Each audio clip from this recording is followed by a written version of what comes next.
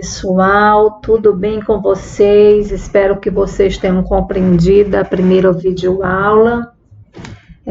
Vamos hoje dar continuidade com a segunda videoaula, onde a gente vai estar conversando um pouco sobre a educação não formal, que pode se desenvolver em vários espaços, fazendo uma breve resgate da primeira videoaula. Lembra lá que a gente fez um resgate histórico, depois falamos dos espaços não formal que a gente pode estar trabalhando, desenvolvendo nosso trabalho enquanto pedagogo em espaço não formal.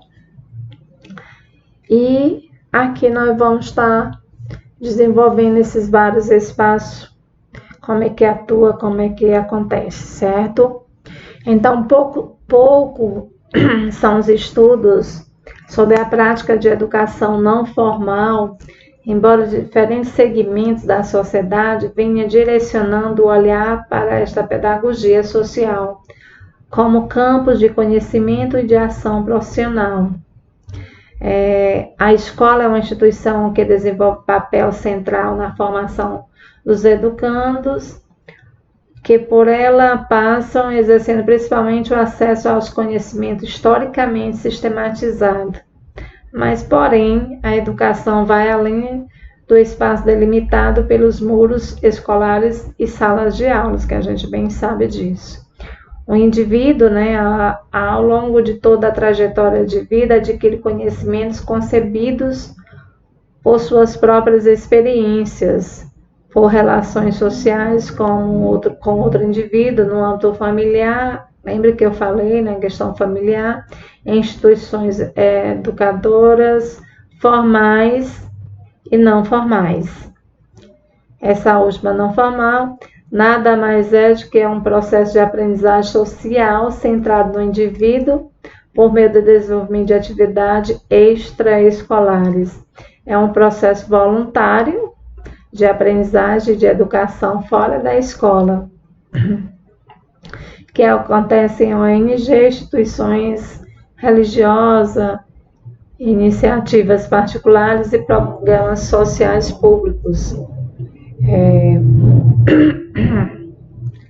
Essa prática é necessária e importante quando se pensa em um processo educacional que priorize a prática de atividades que favoreçam atividades culturais, de criação, esporte, rodas de conversa, relação de trocas de vivência, entre diversas outras atividades educacionais.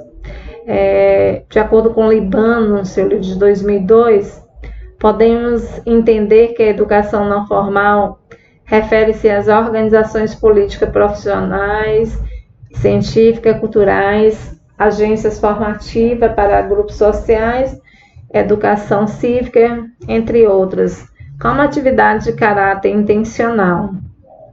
A educação não formal vem apresentando o crescimento em nosso país, principalmente no estado de São Paulo, onde obras sociais organizacionais não governamentais, instituições privadas e religiosas se preocupam com a realidade social de crianças e adolescentes que vivem principalmente em bairros periféricos e de baixa renda.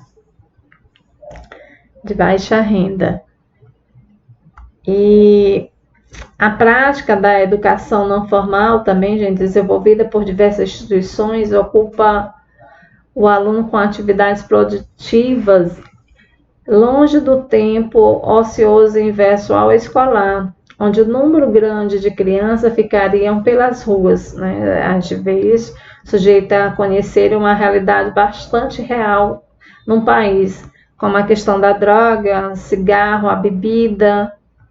Ao contrário, a criança ou adolescente frequentadora de projetos sociais tem a oportunidade de aprender uma profissão, pelo fato de que a maioria das instituições e projetos de educação não formal desenvolve seus trabalhos por meio de oficinas culturais, esportiva e profissionalizante. E na educação não formal, as práticas e a realidade vai além do assistencialismo. Ela visa o desenvolvimento de valores, acreditando que a aprendizagem se dá por meio das práticas sociais, respeitando as diferenças existentes para a absorção e elaboração dos conteúdos implícito ou explícito no processo de ensino-aprendizagem. A flexibilidade é bastante presente no estabelecimento dos conteúdos que permeia a educação não formal, assim como a criação e organização de seus espaços, sendo criados e recriados conforme os modos de ação previstos nos objetivos maiores que dão sentido ao fato de determinadas necessidades de grupos sociais pertencentes à comunidade estarem se reunindo. Então, os espaços de educação não formal, segundo Simon Parker, deverão ser desenvolvidos segundo alguns princípios. Quais são esses princípios? Ele deve apresentar um caráter voluntário, ele diz que esse trabalho deve apresentar, pelo menos apresentar um caráter voluntário, proporcionar elementos para a socialização e solidariedade, humanismo, visa o desenvolvimento social, favorece a participação coletiva, proporcionar a investigação e, sobretudo, proporcionar a participação dos membros do grupo de forma descentralizada. Então, assim, essa educação não formal é muito prazerosa. Quem gosta, então, assim, a pessoa precisa saber como acontece também um trabalho voluntário. Aqui nós encerramos essa nossa segunda videoaula, mas vou falar da nossa continuidade da avaliação do estágio supervisionado. Nessa segunda etapa, vocês vão fazer a realização da observação, aplicar um questionário que deve ser elaborado pelo estágio por vocês para conhecimento da realidade.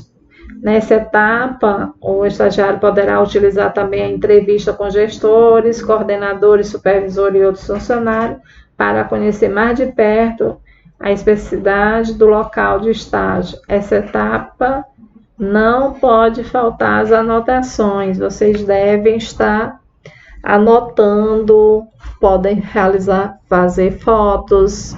Então, vocês podem elaborar os instrumentos de vocês para vocês fazerem esse levantamento de dados para realizar o relatório final de estágio. Uma boa noite a todos.